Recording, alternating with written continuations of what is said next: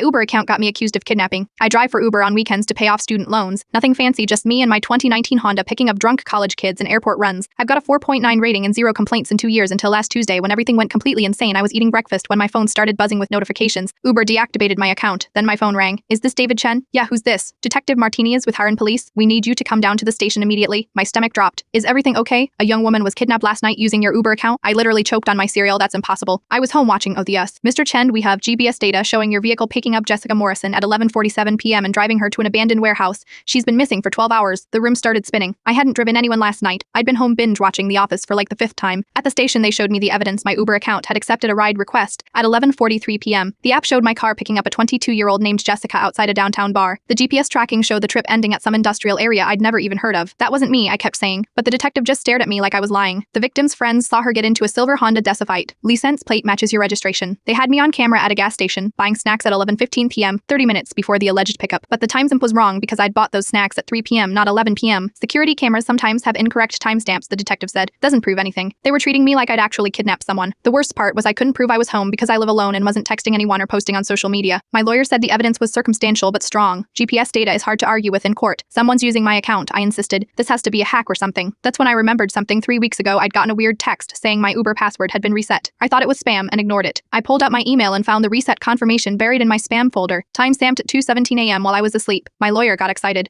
This proves someone else accessed your account, but the detective wasn't convinced. You could have sent that reset yourself to create an alibi. Some girl was missing, possibly hurt. And everyone thought I did it. I started Googling everything I could about Uber account hacking. Turns out, it's more common than you'd think. People sell stolen accounts on the dark web to commit crimes without leaving their own digital footprint. I found the X thread from 6 months ago where someone described the exact same thing happening to them. Their account was used for a drug deal while they were at their grandmother's funeral. The user had posted spreads showing how hackers can dun GPS data and fake location services. I test everything and sent it to my lawyer, but the real breakthrough came from my neighbor's Ring doorbell. Mrs. Patterson across the street had one of those video doorbells that records everything. I asked if she could check her footage from that night at 11:45 p.m. while my Uber account was supposedly picking up Jessica. The camera clearly showed me taking out my trash and going back inside my house. The timestamp was verified by Ring's servers. There was no way to fake it. My lawyer presented the video evidence, the hacked account proof, and the AIC's research to the prosecutor. Within 48 hours, all charges were dropped. Police found Jessica 3 days later. She was okay, shaken but unharmed. The real kidnapper had used multiple stolen Uber accounts to cover his tracks. They caught him a week later trying to sell more hacked accounts online. Uber reactivated my account and apologized, but I can't bring myself to drive anymore. Every time I see the app, I think about how easily someone can steal your entire digital identity and use it to destroy your life. I still check Mrs. Patterson's Ring camera every few days just to make sure it is proof I am actually where I say I am.